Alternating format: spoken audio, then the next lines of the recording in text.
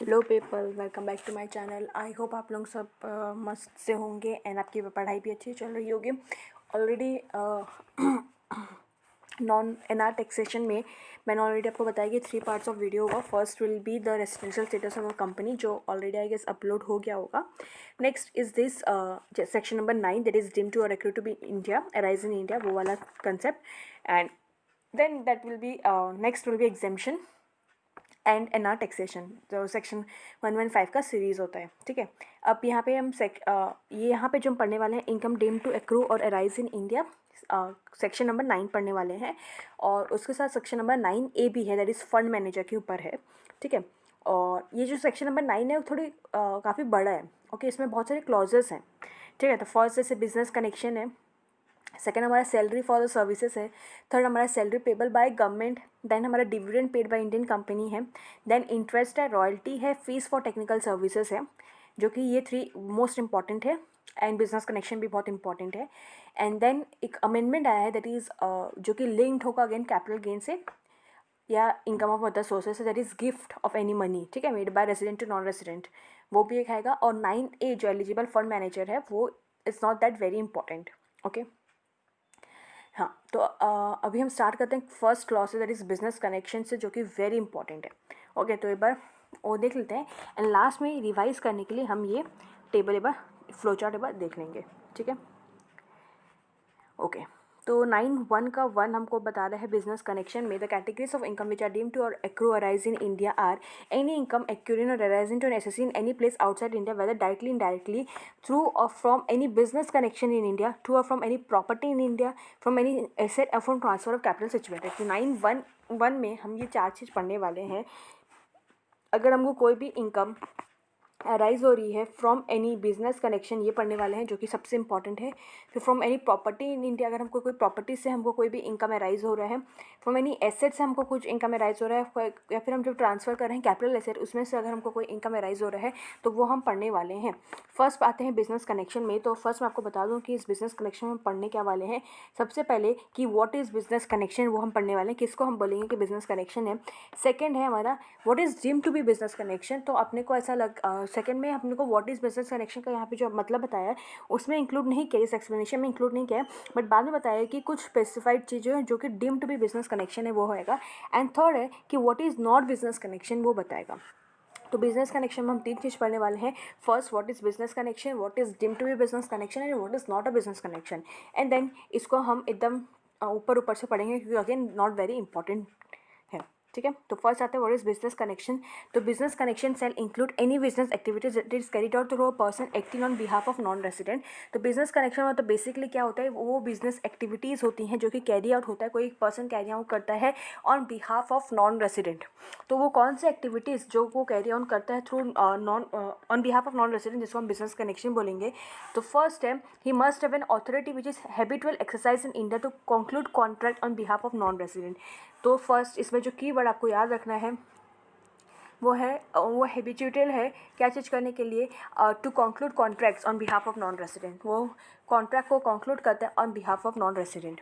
ठीक है, broader term में देखें तो कोई भी पर्सन अगर बिजनेस एक्टिविटीज़ कैरी ऑन कर रहा है on behalf of non resident, उसको हम बिजनेस कनेक्शन बोलेंगे ना। व्हाट आर द मतलब वो पर्सन कैसे ऑन बिहाफ ऑफ एनआर काम कर रहा है। फर्स्ट वो हैबिचुअली एक्सरसाइज इन इंडिया है, मतलब उसके पास अथॉरिटी है और वो इंडिया में रह रहा है और वो कंक्लूड कर रहा है contracts on behalf of non resident. तो हम बोलेंगे कि उस नॉन रेसिडेंट का जो बिजनेस कनेक्शन है वो कहाँ है, वो इंडिया में है। ठीक है, क्लियर हुआ इतना। सेकेंड यहाँ पे है ये वाला, in a case where he is no such authority. चलो ठीक है, उसका कोई अथॉरिटी नहीं है, मतलब वो कंक्लूड नहीं कर सकता कॉन्ट्रैक्ट, बट वो इंडिया में स्टॉक मेंटेन कर रहा है गुड्स का, मर्केंटाइज का, जिसमें वो जो नॉन रेसिडेंट है वो रेगुलरली डिलीवर कर रहा है गुड्स का। जैसे फॉर एग्जांपल यहाँ पे मैं आपको शी इन बोल के एक वेबसाइट है, या क्लब फैक्ट्री बोल के एक वेबसाइट है। ये सब चाइना, अभी तो बैन हो चुका है, बट ये सब चाइना की वेबसाइट्स थे, राइट। बट यहाँ पे जब भी हम ऑर्डर करते थे तो वो डिलीवर हो जाता था विद इन 5 to 7 days में।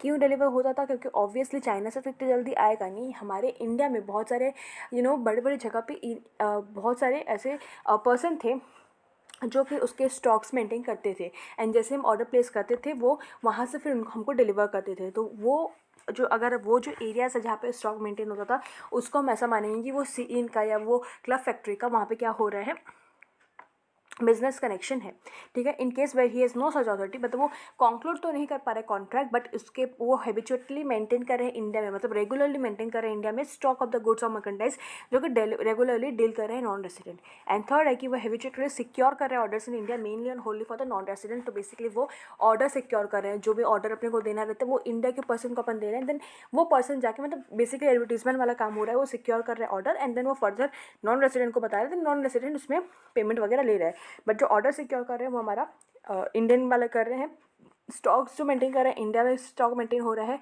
और जो कॉन्ट्रैक्ट कंक्लूड हो रहा है वो भी इंडिया में हो रहा है हैबिचुअली, हमको जगह लिखना है। तो इस केसेस में हम ये मान लेंगे कि ये बिजनेस कनेक्शन है इसमें, ठीक है।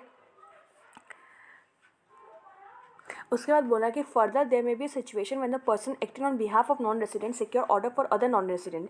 इन such situation business connection for, अच्छा इसका मैं यहाँ पे पीछे ग्राफ है वो उसी से पढ़ा देती हूँ। यहाँ पे क्या बोल रहा है कि सपोज यहाँ पे अब यहाँ पे हम ना हमारा एजेंट हो सकता है जो कि सिक्योर कर, पहले ये पढ़ो, agent have an independent status are not included in business connection. तो नाउ क्या होता है, कुछ कुछ एजेंट्स होते हैं जिनका काम ही होता है कि वो बहुत, मतलब वो बेसिकली बहुत सारे नॉन रेसिडेंट से डील करते हैं एंड बहुत सारे नॉन रेसिडेंट के लिए वो ऑर्डर सिक्योर करते हैं। सिर्फ एक नॉन रेसिडेंट के लिए ऑर्डर सिक्योर नहीं करते हैं, बहुत सारे नॉन रेसिडेंट के लिए ऑर्डर रिक्वायर करते हैं। तो उसको हम बोलेंगे कि वो एजेंट है, उनका इंडिपेंडेंट स्टेटस है, तो वो एजेंट को हम बिजनेस कनेक्शन नहीं मानेंगे, वो बेसिकली कमीशन वगैरह में ही वर्क करते हैं। तो ऐसा अगर वो एजेंट का इंडिपेंडेंट स्टेटस है तो वो एजेंट को हम बिजनेस कनेक्शन नहीं मानेंगे। ऐसा कोई एजेंट है जो Holi and solely for the purpose of dead non resident के लिए वो ऑर्डर सिक्योर कर रहे हैं तो हम उसका बिजनेस कनेक्शन मान लेंगे। बट वो एजेंट का काम ही है कि बहुत सारे एनआर के लिए उनको ऑर्डर सिक्योर करना है, तो उसको हम बिजनेस कनेक्शन नहीं मानेंगे। और यहाँ पे भी हमको यही बताया है कि अगर सपोज एग्जांपल कि mister A acting on behalf of mister x एक नॉन रेसिडेंट है, और मतलब यहाँ पे जो मिस्टर ए एजेंट है वो सिक्योर कर रहे हैं ऑर्डर फॉर मिस्टर एक्स जो कि नॉन रेसिडेंट है, एंड वो अगर एक्स के लिए नॉन रेसिडेंट के लिए ऑर्डर सिक्योर किया तो हम बिजनेस कनेक्शन एस्टेब्लिश होगा मान लेंगे। और अगर वो मिस्टर वाई के लिए भी कर रहा है तो प्राइमा फेसी नहीं मानेंगे। बट हाउएवर अगर मिस्टर वाई के लिए हम बिजनेस कनेक्शन मानेंगे, अगर मिस्टर एक्स का कंट्रोल है ओवर मिस्टर वाई या मिस्टर वाई का कंट्रोल है ओवर मिस्टर एक्स या दोनों का एक कॉमन कंट्रोल है, सपोज मिस्टर जेड दोनों को कंट्रोल कर रहा है, तो हम इसका बिजनेस कनेक्शन मानेंगे, अदरवाइज नहीं मानेंगे। तो वही है कि अगर वो इंडिपेंडेंट है तो उसको हम बिजनेस कनेक्शन नहीं मानेंगे। इनकेस अगर हम मान भी रहे हैं तो यहाँ पे मिस्टर एक्स आए तो मिस्टर वाई को कंट्रोल करेगा, मिस्टर वाई मिस्टर एक्स को कंट्रोल कर रहा है, या फिर एक कॉमन कंट्रोल मतलब मिस्टर जेड कॉमनली कंट्रोल कर रहा है मिस्टर एक्स को एंड मिस्टर वाई को। यहाँ पे वही लिखा है X is controlled by Y is controlled by X, and commonly controlled by Mr. Jeng, with the person who control mister X as well as mister Y. तभी हम उसको बिजनेस कनेक्शन एस्टेब्लिश मानेंगे। अगर वो इंडिपेंडेंटली सबके लिए काम कर रहा है तो वो एज अ जनरल एजेंट और उसमें डीम होगा और ये हमारा बिजनेस कनेक्शन नहीं माना जाएगा, ठीक है।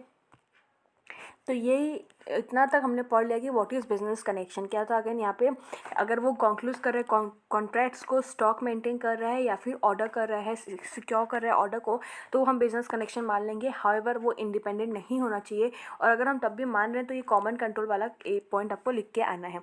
तो हमारा जो फर्स्ट पार्ट था कि व्हाट इज़ बिजनेस कनेक्शन ये हमारा क्लियर हो रहा है। नाउ सेकेंड है what is deemed to be business connection. ये बहुत ही इंपॉर्टेंट एरिया हो सकता था, बट यहाँ पे क्या हुआ, अपने को कुछ यहाँ पे कुछ लिमिट्स वगैरह हैं और वो लिमिट को अभी तक गवर्नमेंट ने, सेंट्रल गवर्नमेंट ने स्पेसिफाई नहीं कर रखा है। तो देयरफॉर ये एरिया में क्वेश्चन बनना थोड़ा मुश्किल हो जाता है। अगर इस एरिया में अगर वो कुछ लिमिट स्पेसिफाई करता तो मोस्ट जरूर से ये क्वेश्चन ही आता आपके एग्जाम में। बट एक बार हम पढ़ ही लेते हैं कि कहीं कुछ क्वेश्चन ना आ जाए, तो इसलिए बार पढ़ लेते हैं। यहाँ पे क्या बोल रहा है, सिग्निफिकेंट इकोनॉमिक प्रेजेंस। तो अगर हमारे business connection deem to be business connection हम कब मानेंगे, अगर उसका सिग्निफिकेंट इकोनॉमिक प्रेजेंस है हमारे इंडिया में, ठीक है। Now what do mean by significant economic presence of a non resident in India shall also constitute business connection in India. तो बेसिकली अगर कोई नॉन रेसिडेंट का सिग्निफिकेंट इकोनॉमिक प्रेजेंस इंडिया में है तो वो भी हम बिजनेस कनेक्शन मान लेंगे, that is deem to be business connection. Now what do mean by significant economic presence.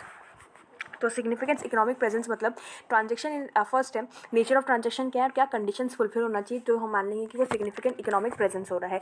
First है कि transaction in respect of any goods services or property carried out by non resident in India including provision of download of data or software in India. तो basically अगर non resident कोई भी transaction in respect of any goods services या property carry out कर रहे हैं India में, कौन कैरी आउट कर रहा है, नॉन रेसिडेंट कैरी आउट कर रहा है, कहाँ कर रहा है, इंडिया में कर रहा है, क्या कर रहा है, transaction in respect of goods services या प्रॉपर्टी कैरी आउट कर रहा है, जो कि इंक्लूड करेगा सबसे इंपॉर्टेंट, इसीलिए ये सेक्शन आया है, download of data or software in India, ठीक है। तो अगर ये ट्रांजेक्शन है तो क्या कंडीशन होना चाहिए, जो aggregate of payment arising from such transaction or transaction during the previous year exceed such amount as may be prescribe. तो बेसिकली यहाँ पे लेमन लैंग्वेज में आपको बताऊँ तो अगर नॉन रेसिडेंट ऐसा कोई काम, ऐसा कोई ट्रांजेक्शन कर रहा है जिसका पेमेंट कंसिडरेशन जो लिमिट हमको प्रेस्क्राइब किया जाएगा फ्यूचर में, अगर उसे एक्सीड करेगा तो अपन मान लेंगे कि सिग्निफिकेंट प्रेजेंस, इकोनॉमिक प्रेजेंस है। मतलब बेसिकली ये हम अगर AB active business ABOI test करेंगे, उसमें हमारा कुछ लिमिट्स हमको प्रेस्क्राइब था कि 50% से लेस होना चाहिए इंडिया में, यही वही सब है अभी तक। मतलब उसको अलग टर्म्स में बताया गया है कि यहाँ पे जो एग्रीगेट ऑफ पेमेंट अगर उससे ज़्यादा एक्सीड कर रहा है इंडिया में, दैट मीन्स इंडिया में उसका significant economic presence and therefore फिर वो हमारा business connection deemed to be in India हो जाएगा। एंड सेकेंड हमारा systematic and continuous soliciting of business activities or engaging in interaction with users in India through digital means. तो digital means में continuous soliciting मतलब यहाँ पे TikTok जो था, टिकटॉक टिकटॉक इतना फेमस क्यों था अगर मैं आपसे पूछूं तो सबसे ज़्यादा फेमस इसमें ये था for the purpose of engagement के लिए सबसे ज़्यादा फेमस था टिकटॉक, क्योंकि इसमें क्या होते थे, इसमें बहुत ही शॉर्ट वीडियोस रहते थे for around 1 minute 30 seconds 50 seconds ऐसे करके वीडियोस थे। तो जनरली क्या होता है यूट्यूब वीडियोस में क्या होता है 8 मिनट 10 मिनट के, अगर हम नॉर्मल जो वीडियोस देखते हैं कॉमेडी के स्केच वगैरह जो भी अगर हम देखते हैं वो नॉर्मली 8 से 10 या 20 मिनट के होते हैं, राइट। तो उसमें अपन 1-2 वीडियो देख के बंद कर देते हैं। वेयर जो टिकटॉक है वो काफ़ी एंगेजिंग रहता है क्योंकि उसमें कंटिन्यूस सॉलिसिटिंग होता रहता है, तो उसमें कंटिन्यूस 50-50 सेकंड के वीडियोस आते रहते हैं, तो अपन उसको देखते चलते हैं, ठीक है। और देखो उसमें जो व्यूज़ हैं वो भी ज़्यादा होगा। अभी आपके पास 5 मिनट्स का लीजर है तो आप अगर आपको यूट्यूब वीडियो दिखा तो आप 10 मिनट्स का 20 मिनट्स का वीडियो नहीं देखेंगे, उसको आप बाद में देखने के सोचेंगे। बट अगर आपका वहीं पे टिकटॉक रहेगा तो आप 5 मिनट्स में तो काफ़ी वीडियोस देख लेंगे। देयरफॉर यहाँ पे systematic and continuous soliciting of business activities हो रहा है या इंटरेक्शन हो रहा है with the users in India through digital means, ठीक है। मतलब यहाँ पे अगर वो टिकटॉक अभी तो बैन हो गया, अगर टिकटॉक यूट्यूब वगैरह ये सब हमारा क्या हो रहा है, इंटरेक्शन हो रहा है with user through digital means. तो user should be such number as में भी प्रिस्क्राइब, अगर कुछ नंबर स्पेसिफाई होते उससे ज़्यादा अगर यूज़र्स होते, ठीक है, उससे ज़्यादा अगर हमारे यूज़र्स होते तो हमारा मान लिया जाता कि सिग्निफिकेंट इकोनॉमिक प्रेजेंस है, ठीक है। तो आप देख सकते हैं अगर ये वाला आपको स्पेसिफाई किया जाता तो इसका एक क्वेश्चन जरूर आ सकता था, ठीक है। यहाँ पे यही बोल रहा है कि जो एग्रीगेट ऑफ पेमेंट और यूजर्स इन इंडिया है वो प्रेस्क्राइब होगा रूल्स में, अभी तो प्रेस्क्राइब नहीं किया गया है।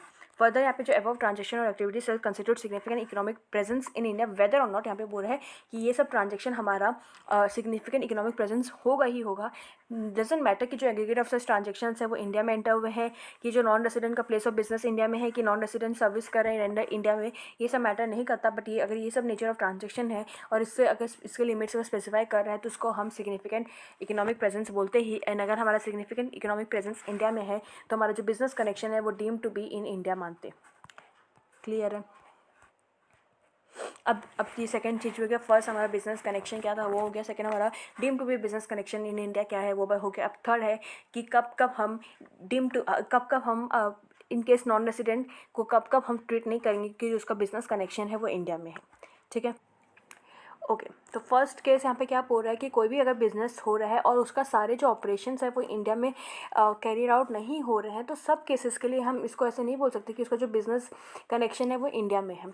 मतलब कि जो भी यहाँ पे यही बोल रहा है कि income of the business deem to accrue or arise in India shall only be such part of income as it, मतलब जितना प्रोपोर्शनल बेसिस में ही होगा। अगर जो भी बिजनेस है उसके जो भी ट्रांजेक्शन हो रहे हैं तो वो सपोज आधा इंडिया में हो रहा है एंड आधा यूएस में हो रहा है, तो जितना इंडिया में ही हम जितना रीजनेबली एट्रीब्यूटेबल है उसी को हम मानेंगे, उतना ही हम deem to be or accrue to be arise in India मानेंगे। यूएस वाले को हम ऐसा नहीं मानेंगे कि वो इंडिया में अराइज हो रहा है। तो यहाँ पे यही बोल रहा है कि अगर पूरा ऑपरेशंस कैरी आउट नहीं हो रहा है तो पूरा को हम बिजनेस कनेक्शन इन इंडिया नहीं मानेंगे, ठीक है। सेकेंड हो रहा है आप सिर्फ और सिर्फ परचेज कर रहे हैं goods in India for the purpose of export, the doesn't mean कि आपका जो बिजनेस कनेक्शन है वो इंडिया में, स्पेसिफिकली आपको मना कर दिया कि वो बिजनेस कनेक्शन इन इंडिया नहीं माना जाएगा।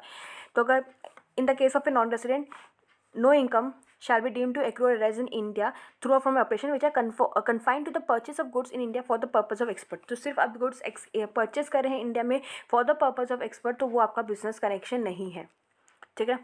थर्ड क्या बोल रहा है, collection of news and views in India for transmission out of India. तो बेसिकली अगर कोई भी सपोज एक यूएस का न्यूज़ चैनल है, ठीक है, यूएस का न्यूज़ चैनल है वो जो भी अपना न्यूज़ दिखा रहा है, जो भी अपना आर्टिकल, जो भी अपना न्यूज़ पब्लिश कर रहा है एजेंसी, जो उन्होंने जो भी डेटाज लिए हैं वो इंडिया के लिए हैं, या फिर वो इंडिया रिलेटेड न्यूज़ दिखा रहे हैं, दैट डजंट मीन कि जो उसका बिजनेस कनेक्शन है वो इंडिया में है. In case of a non-resident being a person engaged in the business of running a news agency or publishing newspaper, magazine or journal, so no income shall be deemed to accrue arise in India to him or from activities which are confined to the collection of news and views in India for transmission out of India. Okay. फिर है shooting of cinematography films in India. तो basically अगर आप कुछ part of movies India में shoot कर रहे हैं, दैट डजंट मीन कि उसका बिजनेस कनेक्शन इंडिया में माना जाएगा. In the case of a non resident, no income shall be deemed to be accrues or arise in India through or from the operation which is confined to the shooting of any cinematography films in India if such NR is an individual who is not a citizen. However अगर वो जो NR है वो citizen है India का, या firm does not have any partner who is citizen of India, या company does not have any shareholder who is a citizen of India, तो हमारा बिजनेस कनेक्शन इन इंडिया नहीं माना जाएगा. ठीक है. उसके बाद है यहाँ पे last, that is activities that is confined to display of rough diamonds in SN Jets. ठीक है. तो बेसिकली यहाँ पे जो एग्जीबिशन होती हैं, डिस्प्ले करते हैं rough diamonds, that doesn't mean अगर सपोज इंडिया आके उन लोग एग्जीबिशन कर रहे हैं डायमंड्स का, तो दैट डजंट मीन कि उनका बिजनेस कनेक्शन इन इंडिया हो रहा है. तो अगेन क्या 5 चीज़ें. फर्स्ट यहाँ पे अगर होल ऑपरेशंस नहीं हो रहे हैं. Second, purchase of good for the purpose of export. Third हमारा न्यूज़ है. फोर्थ हमारा सिनेमाटोग्राफी फिल्म्स है. एंड फिफ्थ हमारा रफ डायमंड्स का डिस्प्ले है. क्लियर है. ये सब हमारे लिए क्या नहीं होंगे, ये सब हमारे लिए बिजनेस कनेक्शन नहीं होंगे. बिजनेस कनेक्शन डीम किस में होगा, अगर सिग्निफिकेंट इकोनॉमिक प्रेजेंस है. And what is business connection में हम यहाँ पे हैबिचुअली कॉन्ट्रैक्ट को कंक्लूड कर रहा है, स्टॉक मेंटेन कर रहा है, ऑर्डर सिक्योर कर रहा है, तो हमारा बिजनेस कनेक्शन आ जाएगा. ठीक है. तो यहाँ पे आओ, ये जो फर्स्ट पार्ट हमने पढ़ा था दैट इज़ इनकम, ये वाला through or from any business connection in India, वो हो गया. अब यहाँ पे हम प्रॉपर्टी के बारे में पढ़ते हैं. 2 and 3 बोल रहा है इनकम फ्रॉम आइदर प्रॉपर्टी है और एसेट है. तो कोई भी अगर income which arise from property in India, मतलब कोई भी अगर ऐसा इनकम जो कि अराइज हो रहा है कोई प्रॉपर्टी या कोई एसेट ऑफ इंडिया से, चाहे वो एसेट या चाहे वो प्रॉपर्टी मूवेबल है, इमूवेबल है, टेंजिबल है, इनटेंजिबल है, तो उसको हम ऐसा मान लेंगे वो deem to be accrue or arise in India हो रहा था. एग्जाम्पल पढ़ लो कि हायर चार्जेस या rent paid outside India for the use of machine और बिल्डिंग सिचुएटेड इन इंडिया, तो ये हम क्या मान लेंगे, deem to be accrue or arise in India हो जाएगा. फिर deposit with an Indian company for which interest is receive outside India, but जो डिपॉजिट है, जो एसेट है हमारा वो इंडिया में है, दैट मीन्स वो deem to be accrue arise in India हो रहा है. उसके बाद यहाँ पे बोल रहे हैं next, income through transfer of A capital asset situated in India. तो यहाँ पे बोल रहे हैं कि अगर कोई भी आपका कैपिटल गेन हो रहा है, क्यों कैपिटल गेन होगा, ऑब्वियसली अपने कैपिटल एसेट को ट्रांसफर कर रहे हैं जो कि इंडिया में सिचुएटेड है, तो उसको हम जो भी कैपिटल गेन होगा उसको irrespective of whatever may be the case, हम उसको मान लेंगे कि वो dream to be accrue arise in India है. ठीक है. तो ये था हमारा फोर्थ वाला, दैट इज़ कैपिटल एसेट वाला. ओके. ये सब जस्ट एक रीडिंग पर्पज़ के लिए, नॉट दैट वेरी इंपॉर्टेंट. ऐसे क्वेश्चंस कर लेंगे, हो जाएगा. ओके. तो फर्स्ट केस हमारा बिजनेस एंटरप्राइज एसेट या प्रॉपर्टी का ट्रांसफर का इनकम और कैपिटल एसेट के ट्रांसफर से जो हमारा कैपिटल गेन होगा वो deem to be accrue or arise in India माना जाएगा. सेकंड, सेक्शन नंबर 9 का क्लॉज 2 क्या बोल रहा है, इनकम फ्रॉम सैलरीज जो कि अर्नड इन इंडिया है. Now what do you mean by salaries earned in India. Salaries earned in India मतलब सैलरी पेबल क्यों होगा, क्योंकि वो जो सर्विस रेंडर किया है वो इंडिया में किया है. मतलब आपने जो सर्विसेज प्रोवाइड किए हैं, अगर आप वो इंडिया में किए हैं और आपको जो उससे सैलरी मिल रहा है, तो उसको अपन ऐसे मानेंगे कि जो इनकम है वो अर्न इन इंडिया वह है, एंड देयरफॉर ये डीम टू और accrue to arise in India मान लेंगे. एंड सिमिलरली थर्ड वाला में क्या हो रहा है, थर्ड वाला में आप सर्विस रेंडर, यहाँ पे ये इंपॉर्टेंट वर्ड है, आप सर्विस रेंडर कर रहे हैं इंडिया में. ठीक है. तो यहाँ पे आपके लिए डीम टू, और आपको यहाँ पे सैलरी मिल रही है, तो वो आप मान लेंगे कि वो आपने सैलरी इंडिया में अर्न किया है, देखो ये इंक्लूड हो जाएगा. वेयर एज थर्ड वाला में आपने जो सर्विसेज दिए हैं वो आउटसाइड इंडिया दिया है, और आपको जो गवर्नमेंट है वो आपको पैसा दे रही है. और यहाँ पे इसी का एग्जांपल पढ़ेंगे, क्लियर हो जाएगा. Income from salaries which is payable by the government to a citizen of India for the services rendered outside India would deem to be accrue or arise in India.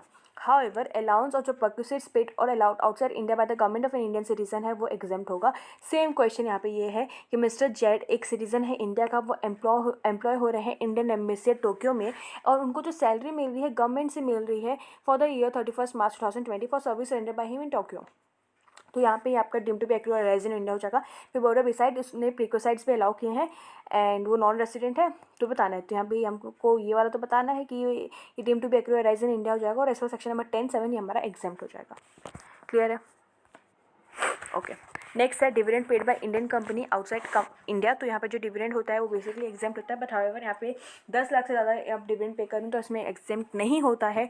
तो यहाँ पे अगर आप all dividends paid by Indian company को हम deem to be accrue or arise in India मानेंगे। ठीक है, अगर इंडियन कंपनी डिविडेंड दे रही है मतलब वो इंडिया में टैक्सेबल होगा। ओके, नाउ नेक्स्ट 3 चीज़ पढ़ेंगे, इंटरेस्ट, रॉयल्टी और फीस फ्रॉम टेक्निकल सर्विसेज, जो कि सिमिलर है, एकदम सिमिलर है। और अब तीनों के वर्डिंग्स एकदम सिमिलर है, बस थोड़ा इंटरेस्ट में अलग है। पढ़ते हैं यहाँ पे क्या बोल रहा है, अगर कोई भी इंटरेस्ट इज डीम टू और एक्रू और rise in India if it is payable by. यहाँ पे पेबल बाय तो बता दिया, पेबल टू कौन होगा, ऑब्वियसली नॉन रेसिडेंट। अगर हम कोई भी इंटरेस्ट पे कर रहे हैं non resident, payable to non resident या कोई भी फॉरेन कंपनी है, ठीक है, मतलब जिसका ऑब्वियसली पोम आउटसाइड इंडिया है। मतलब बेसिकली अगर हम कोई भी नॉन रेसिडेंट को पे कर रहे हैं, कौन पे कर रहा है, गवर्नमेंट पे कर रहा है, पर्सन रेसिडेंट इन इंडिया कर रहा है या फिर एक एनआर कर रहा है, ठीक है, तो उसको हम मान लेंगे deem to be accrue or arise in India होगा। गवर्नमेंट कर रहा है, ठीक है, पर्सन रेसिडेंट इन इंडिया कर रहा है, कब करेगा, where it is payable in respect of any debt incurred or money borrowed and use for, मतलब वो जो भी सपोज वहाँ पे क्या हो, मैं आपको एक केस स्टडी बता देती हूँ। ओके, मैं एक बार आपको डायग्राम से ही बता देती हूँ, पहले हम ये पढ़ते हैं फिर मैं आपको वर्डिंग्स पढ़ा दूँगी।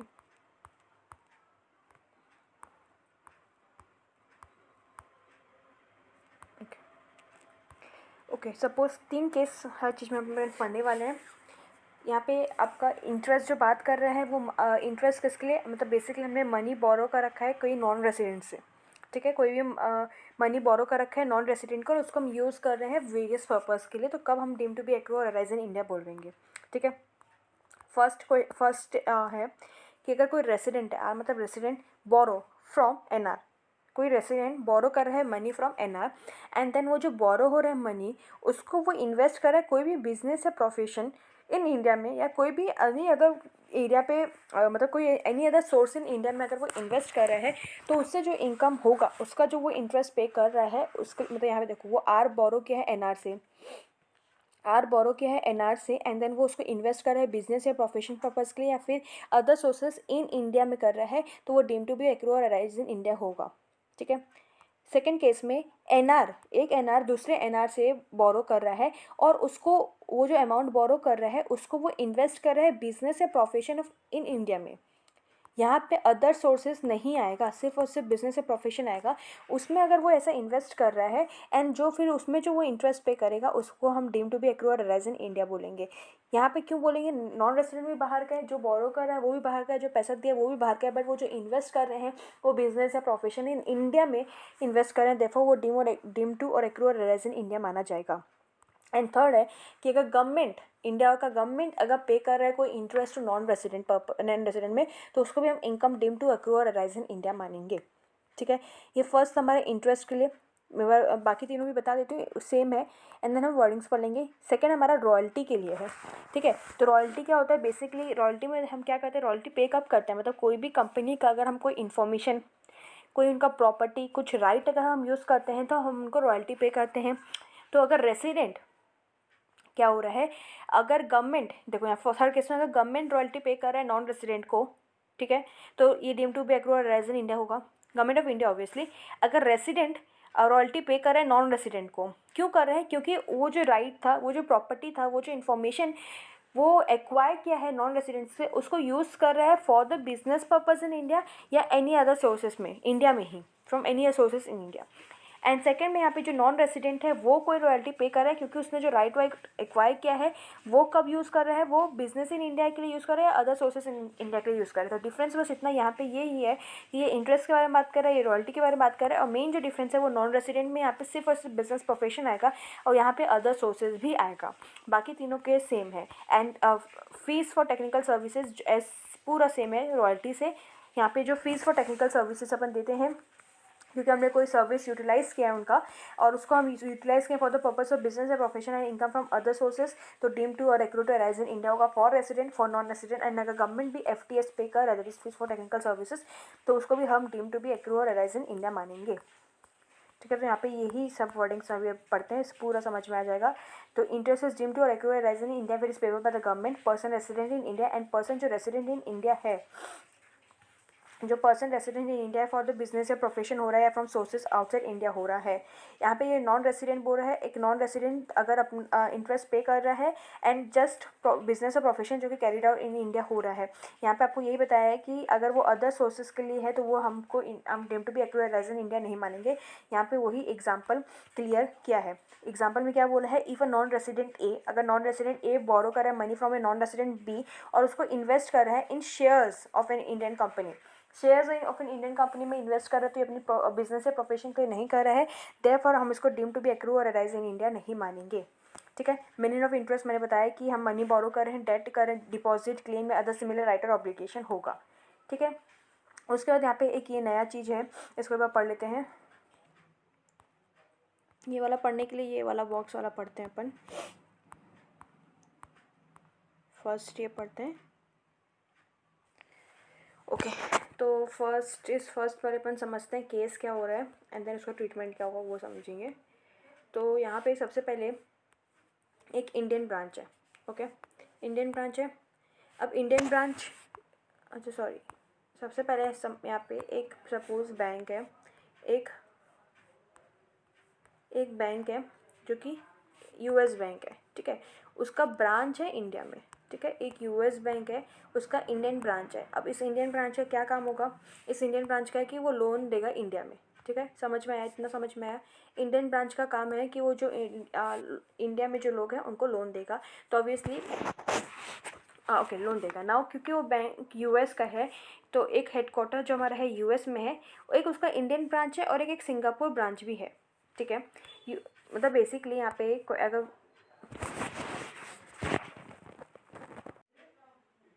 शुरू से बताती हूँ, एक है हमारा बैंक यूएस में। ठीक है, तो उसका हेडक्वार्टर हमारा यूएस में है, उसके दो ब्रांचेस है। सपोज एक इंडियन ब्रांच है, एक हमारा इंडियन ब्रांच है। ठीक है, और एक हमारा सिंगापुर ब्रांच है। क्लियर है, इतना समझ में आया। अब इंडियन ब्रांच वाले क्या करेंगे, लोन देंगे इंडिया वाले को। पैसे कहाँ से लाएंगे इंडियन ब्रांच वाले, ऑब्वियसली यहाँ पे क्या केस हो रहा है कि आइदर समटाइम्स क्या हो रहा है कि समटाइम्स हमारा हेडक्वार्टर यूएस से ही पैसे आ रहे हैं, हेडक्वार्टर इंडियन ब्रांच को लोन दे रहा है, एंड समटाइम्स सिंगापुर ब्रांच भी लोन दे रहा है इंडियन ब्रांच को। तो अब ये अगर इनको लोन देंगे तो ऑब्वियसली जो इंडियन बैंक है वो इंटरेस्ट पे करेगा, दोनों केसेस में इंटरेस्ट पे करेगा। समझ में आया। वन सेकेंड रिपीट कर रही हूँ, हेडक्वार्टर यूएस वाला है, इंडियन ब्रांच है, सिंगापुर ब्रांच है। इंडियन वाली ब्रांच को जब लोन देना होगा तो यूएस और सिंगापुर ब्रांच दोनों मिलके लोन दे रहे हैं इंडियन ब्रांच को। इंडियन ब्रांच क्या कर रहा है, इंटरेस्ट पे करेगा यूएस वाले को एंड सिंगापुर ब्रांच वाले को। ऑब्वियसली उसको इंडियन से भी रिसीव होगा इंटरेस्ट, बट यहाँ पे वो केस नहीं आ रहा है। यहाँ पे हेडक्वार्टर यूएस और यहाँ पे जो सिंगापुर ब्रांच है उनको इंटरेस्ट पे करना है। अब यहाँ पे अपन सबसे फर्स्ट क्वेश्चन अराइज होता है कि यहाँ पे जो इंडियन ब्रांच है उसको हम एक बिजनेस परमानेंट एस्टेब्लिशमेंट मान लेंगे इंडिया में है, क्योंकि वो ट्रांजेक्शन्स कैरी ऑन कर रहे हैं इंडिया में। ठीक है, और यहाँ पे जो इंडियन ब्रांच यहाँ पे जो इंटरेस्ट पे कर रहा है वो उसका एक्सपेंसेस है जो कि हमारा पीजीबीवी में अलाउ हो जाएगा। ये दो बातें क्लियर हो रही हैं। फर्स्ट हम उसको परमानेंट एस्टेब्लिशमेंट मान लेंगे, सेपरेट पी मान लेंगे। सेकंड जो भी वो इंटरेस्ट पे कर रहा है, कौन पे कर रहा है, इंडियन ब्रांच जो इंटरेस्ट पे कर रहा है उसको हम अलाउ कर देंगे। थर्ड वाली यहाँ पे क्या हो रही है कि बातें कि यहाँ पे जो इंडियन ब्रांच जो इंटरेस्ट पे कर रहा है हेडक्वार्टर यूएस को और सिंगापुर ब्रांच को, जो इंटरेस्ट जो क्या, ध्यान से सुनो, जो इंटरेस्ट पे कर रहा है वो क्या हो रहा है, वो यूएस हेडक्वार्टर और सिंगापुर ब्रांच के लिए इनकम हो रहा है ऑब्वियसली। तो वो जो इनकम है वो टैक्सेबल होगा। ठीक है, this interest income is taxable in the hand of non resident. मतलब यहाँ पे जो हमारा यूएस का हेडक्वार्टर है और जो यहाँ पे ये सिंगापुर ब्रांच है वो उसमें उनको क्या उसका उनके नॉन रेसिडेंट के हैंड में वो टैक्सेबल होगा। तो क्या हम नॉन रेसिडेंट से टैक्स ले सकते हैं, नहीं ले सकते। ऑब्वियसली हम क्या करेंगे, इंडिया ब्रांच वाले को बोलेंगे कि तुम जब इंटरेस्ट पे कर रहे हो उसमें से टीडीएस काट के पे करो। क्लियर है, टीडीएस काटो, अगर टीडीएस नहीं काटे तो इनकम लगेगा एनआर के लिए, टैक्सेबल होगा, जो भी इनकम होगा एनआर का वो टैक्सेबल होगा। इंडिया टीडीएस डिडक्ट करेगा, अगर वो टीडीएस डिडक्ट नहीं करेगा तो कोई जो एक्सपेंसेस हम यहाँ पे इंटरेस्ट का अलाउ किए थे वो अलाउ नहीं करेंगे, और उसके साथ साथ जो टीडीएस के प्रोविजंस हैं इंटरेस्ट और पेनल्टी वो तो लगेगा ही लगेगा। ठीक है, तो ये था हमारा एक्सप्लेनेशन ऑफ सेक्शन नंबर 9। ठीक है, तो इट्स इंपॉर्टेंट, एक क्वेश्चन इसे आ सकता है आपको घुमा फिरा के। आई विल सी कि इसमें क्वेश्चन है कि नहीं, बट ये इंपॉर्टेंट है, तो ये वाला एरिया के देख के जाना। मतलब बेसिकली यहाँ पे ये जो इंटरेस्ट इनकम हो रहा है वो टैक्सेबल होगा, इसलिए जो इंडियन ब्रांच है वो TDS काट के इंटरेस्ट पे करेगा। एंड अगर वो नहीं काटा, इंडियन ब्रांच TDS नहीं काटा, तो वो जो इंटरेस्ट का एक्सपेंसेस है वो अलाउ नहीं होगा। ठीक है, वहाँ यहाँ पे यही लिखा है, एक बार जस्ट रीड कर लीजिएगा। ठीक है, समझ में इंटरेस्ट का पूरी कहानी खत्म हो गया। अब रॉयल्टी का है। रॉयल्टी का मैंने आपको ऑलरेडी बता दिया है कि अगर deem to be accrued as in, अगर पेबल बाय गवर्नमेंट है, पर्सन रेसिडेंट इन इंडिया है। पर्सन रेसिडेंट इन इंडिया क्या चीज़ के लिए, वो जो पे कर रहा है फॉर, क्या कर रहा है बेसिकली, राइट या यूज़ ऑफ एनी प्रॉपर्टी या इन्फॉर्मेशन को यूटिलाइज कर रहा है, और वो पर्पस ऑफ बिजनेस या प्रोफेशन के लिए कर रहा है या अदर सोर्सेज के लिए भी कर रहा है। एंड सिमिलरली अगर NR कर रहा है तो यहाँ पे NR भी दोनों आएगा, दैट इज बिजनेस के लिए भी आ जाएगा, एंड यहाँ पे income from other sources in India भी आ जाएगा, वेयर इंटरेस्ट में ये एरिया हमारा नहीं था। ठीक है, अभी रॉयल्टी के ऊपर डिस्कशन करेंगे कि एक्चुअली में रॉयल्टी क्या होता है, ये सब अभी पढ़ते हैं। ओके, तो सबसे पहले मीनिंग ऑफ रॉयल्टी में आते हैं। The term royalty means consideration. इसमें हमारा लमसम कंसिडरेशन भी इंक्लूड होगा, बट कोई भी ऐसा consideration which would be the income of the recipient chargeable under the head capital gain वो इंक्लूड नहीं होगा। तो फर्स्ट हमने रॉयल्टी में क्या पढ़ा, मतलब जो भी कंसिडरेशन हम पे कर रहे हैं जो कि इंक्लूड करेगा लमसम कंसिडरेशन भी, बट जो कैपिटल गेन में हम पे कर रहे हैं वो इंक्लूड नहीं करेगा। और ये सब जो कंसिडरेशन है हम किसके लिए पे कर रहे हैं, कुछ बातें हैं अभी। सबसे पहले है for the transfer of any right in respect of a patent, invention, model, design, secret formula. तो बेसिकली आप कोई भी राइट ट्रांसफ़र कर रहे हैं किसी को, तो उसके लिए हम रॉयल्टी पे करेंगे। यहाँ पे इन रिस्पेक्ट ऑफ क्या चीज़ के लिए आप राइट ट्रांसफ़र कर सकते हैं कि वो पेटेंट आपका यूज़ कर सकता है, वो डिज़ाइन, वो सीक्रेट फार्मूला वो बंदा यूज़ कर सकता है अगर आपको रॉयल्टी पे कर रहा है तो। ठीक है, नेक्स्ट है imparting of any information concerning the working of or use of any patent, invention, model, design. अब हमने उनको राइट तो ट्रांसफ़र कर दिया है, बट उस सीक्रेट फार्मूला को, उस पेटेंट को, उस मॉडल को कैसे यूज़ करेगा उसके लिए अगर हम कोई इन्फॉर्मेशन बता रहे हैं तो वो भी हमारे अगर उसके लिए हम कोई इन्फॉर्मेशन बता रहे हैं, उसके लिए अपने को कोई रॉयल्टी रिसीव हो, उसके लिए अगर हमको कोई कंसिडरेशन रिसीव हो रहा है तो उसको भी हम रॉयल्टी बोलेंगे। क्या दो चीज़ पढ़े, अब क्यूमुलेटिवली पढ़ते हैं। सबसे पहले रॉयल्टी में हमारा लमसम कंसिडरेशन इंक्लूड होगा, बट कैपिटल गेन वाला इंक्लूड नहीं होगा। अगर हम राइट को ट्रांसफर कर रहे हैं for the use of patent, invention, model, design, secret formula, उसका जो कंसिडरेशन है उसको हम रॉयल्टी मानेंगे। ना यहाँ पे अपने को मॉडल, डिज़ाइन, सीक्रेट फार्मूला को कैसे यूज़ करना है उसके लिए अगर कोई इन्फॉर्मेशन इम्पार्ट कर रहे हैं तो उसका भी जो कंसिडरेशन हम पे करेंगे उसको भी हम रॉयल्टी मानेंगे। या use of any patent, invention, model, design, secret formula और सिमिलर प्रॉपर्टी को अगर हम यूज़ कर रहे हैं तो उसको भी हम क्या मानेंगे, रॉयल्टी मानेंगे। ठीक है, एक सेकेंड।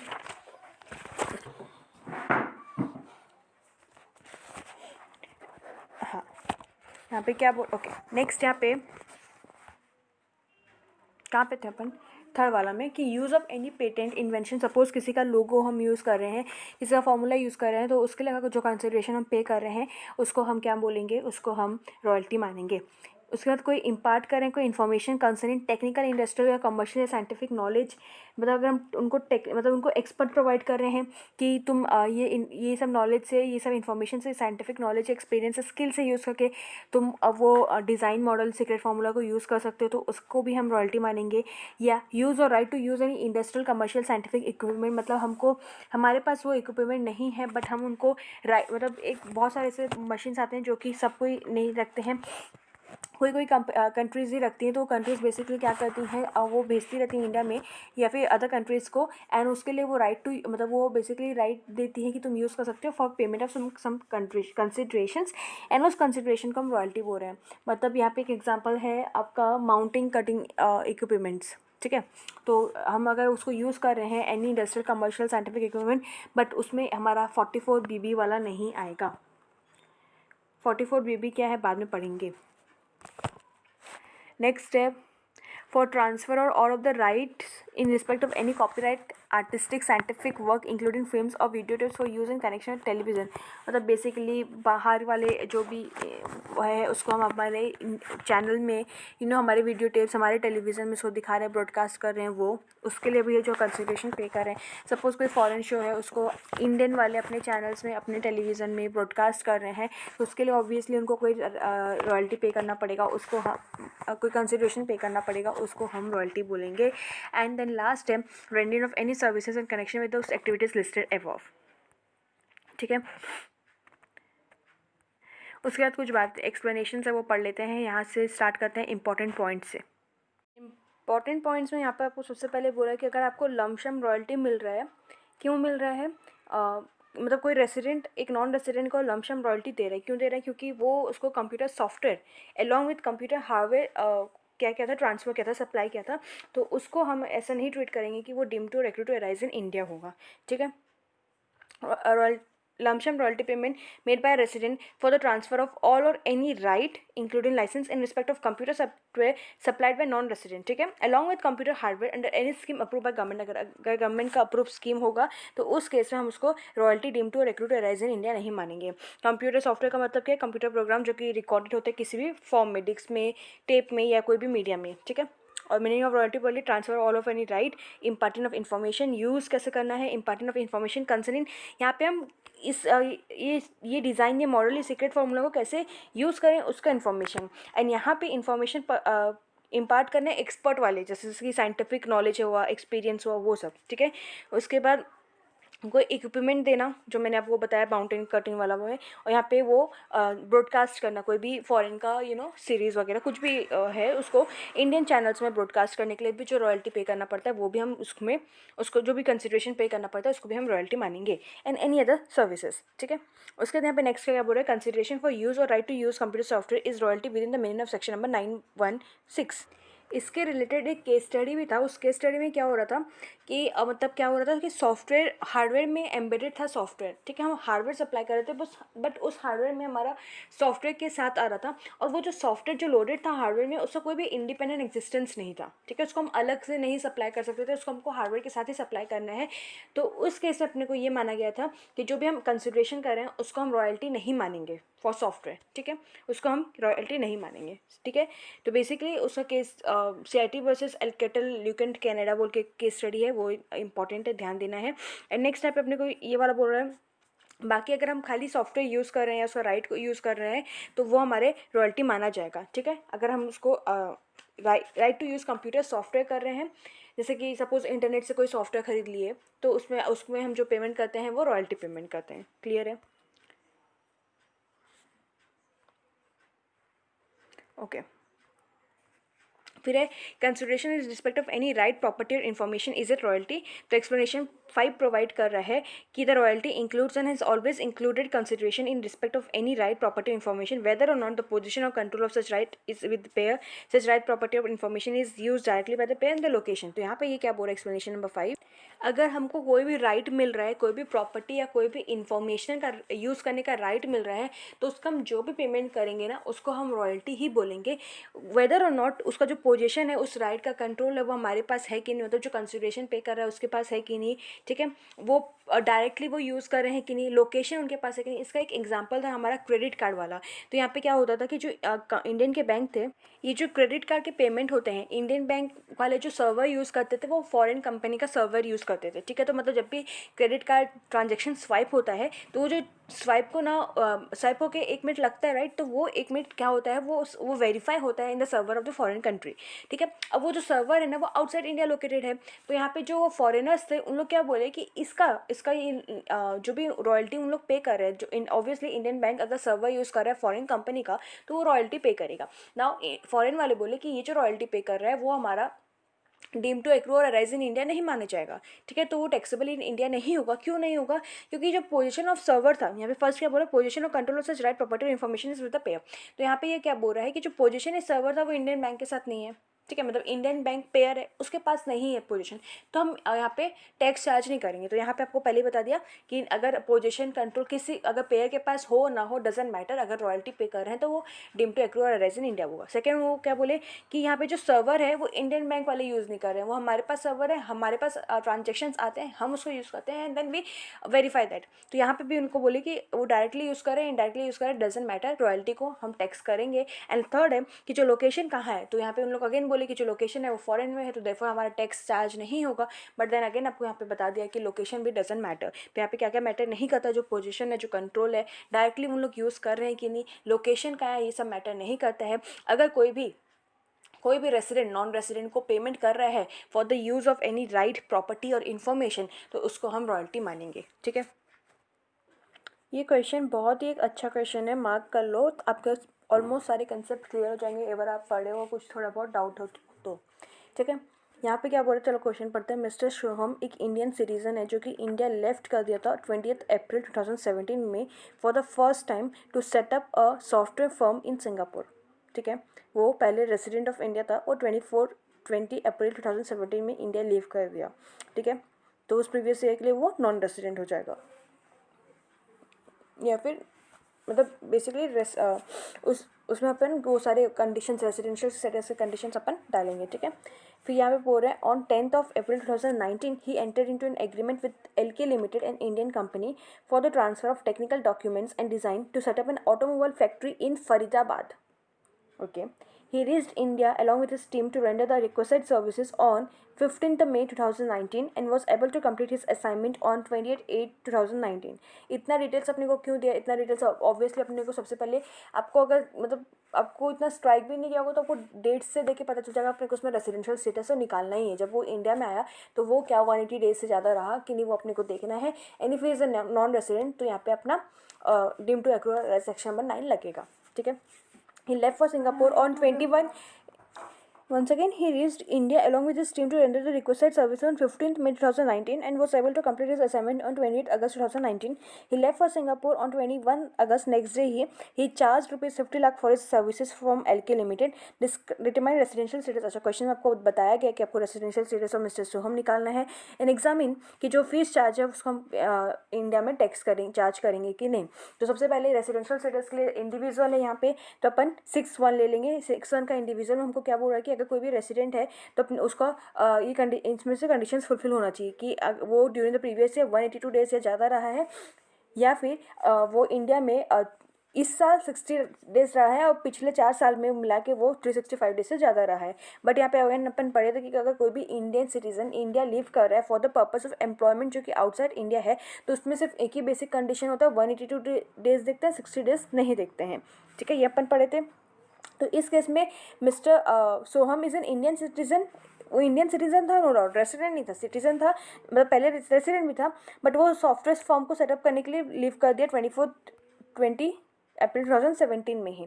तो देयरफॉर यहाँ पे वो क्या हो गया, वो इंडियन सिटीजन था लिविंग इन सिंगापुर, मतलब वो इंडियन रेसिडेंट नहीं था, क्योंकि वो अप्रैल में मतलब प्रीवियस ईयर के स्टार्टिंग में ही वो क्या कर दिया, इंडिया लीव कर दिया। ठीक है, बट वो वापस आया विजिट करने के लिए India during the previous year 1920 and 1920 में वो कब तक रहा, 15 मई से लेके 20 अगस्त तक।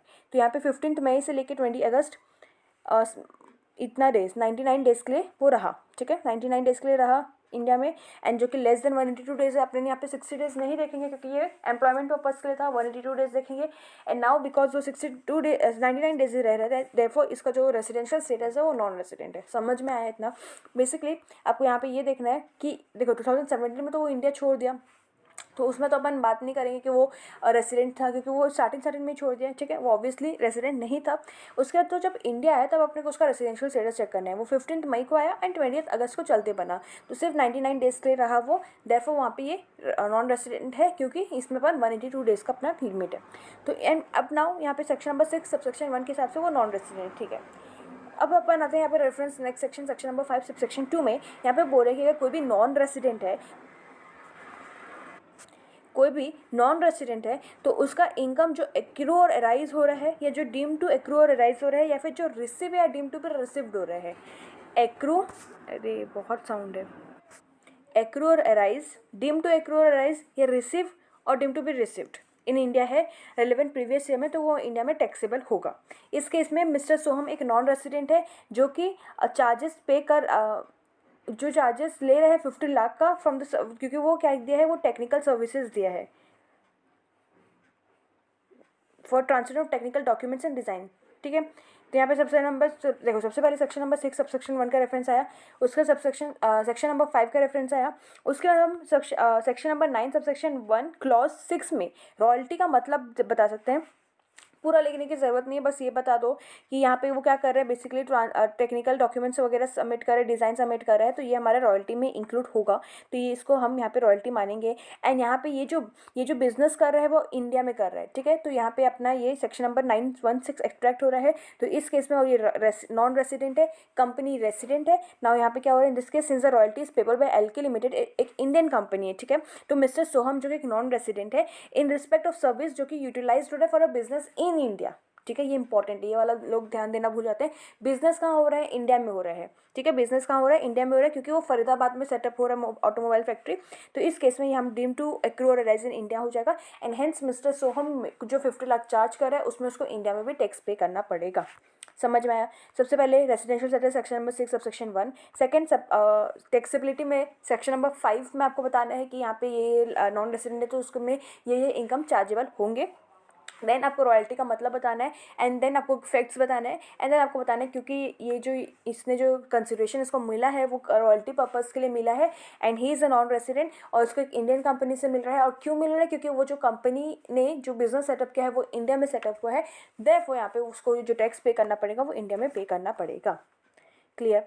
नेक्स्ट है section number 9(1) clause 7 fees for technical services, पूरा सेम है then as royalty, but fees for technical services का मतलब क्या है ये पढ़ते हैं। बाकी तो ये देखो पूरा सेम है, गवर्नमेंट से person who is resident in India, but यहाँ पे एक्सेप्शन है, अगर हमारा जो बिजनेस है वो आउटसाइड इंडिया या फिर कोई अदर सोर्सेज से इनकम हो रहा है जो आउटसाइड इंडिया, वो इंक्लूड नहीं करेगा। एंड यहाँ पे अगेन यहाँ पे नॉन रेसिडेंट वाले पर्पज में पूरा सेम है जो कि रॉयल्टी में, इसलिए मैं नहीं पढ़ रही हूँ। फीस फॉर टेक्निकल सर्विसेज का मतलब में आता है, fees for technical services means any consideration, इस ये कंसिडरेशन लमशम कंसिडरेशन भी हो सकता है for renting of any managerial technical या कंसल्टेंसी सर्विसेज, ठीक है। Managerial technical or consultancy services include in providing the services to technical or other personnels. However, it does not include consideration for any construction, assembly, mining or like project undertaken by a recipient or consideration which would be income of the recipient under the head salaries. तो यहाँ पे बोल रहा है कि जो salaries में आ रहे हैं हेड में आएंगे, मतलब बेसिकली एम्प्लॉयमेंट पर्पज में आप कुछ सर्विसेज दे रहे हो तो वो आपका FTS में नहीं आएगा, कुछ कंस्ट्रक्शन असेंबली माइनिंग वाले नहीं आएंगे। अगर आप मैनेजरियल टेक्निकल या कंसल्टेंसी सर्विसेज दे रहे हो, जैसे कि हाँ मतलब बेसिकली मैनेज, अब आप एग्जांपल पढ़ेंगे, वो सब सर्विसेज दे रहे हो तो आपका फीस फॉर टेक्निकल सर्विसेज आएंगे। बट आपको अगर सैलरी रिसीव हो रहा है उसके लिए तो उसको हम फीस फॉर टेक्निकल सर्विसेज नहीं मानेंगे, ठीक है। एक इलस्ट्रेशन करते हैं, इजी एकदम समझ में आ जाएगा। Miss Vivita paid a sum of $5,000 to Mister Kulashekhara, a management consultant practising in Colombo, ठीक है। तो यहाँ पे मिस्टर कुलाशेखरा, मिस्टर के एक मैनेजमेंट कंसल्टेंट था जो कि कोलंबो में प्रैक्टिस कर रहा था, और उसके वो जो मैनेजमेंट कंसल्टेंसी सर्विसेज दिया होगा ऑब्वियसली उसके लिए जो कंसिडरेशन पेड की है मिस्टर विविता इज़ $5,000, ठीक है। Okay, the payment was made in Colombo, Mister K is a non resident, Mister K non resident है, मिस विविता हमारी क्या है, इंडियन है, ठीक है, इंडियन रेसिडेंट है। Consultancies related to project in India, ये वाला लाइन इंपॉर्टेंट था, ठीक है। तो यहाँ पे क्योंकि एक्सेप्शन में पढ़े हैं कि अगर ये आउटसाइड इंडिया हो रहा है तो अपना यहाँ पे ये नहीं आएगा, बट यहाँ पे ये जो फीस है, ये जो मिल रहा है वो in relation to a project in India with possible collaboration, is the payment chargeable to tax in India, yes. यहाँ पे क्या बोल रहा है कि एक नॉन रेसिडेंट है, उसको अगर कोई भी इनकम रिसीव हो रहा है तब वो deem to be accrue or arise in India होगा एज पर सेक्शन नंबर 9 को एक्सप्लेन करना है आपको पूरा।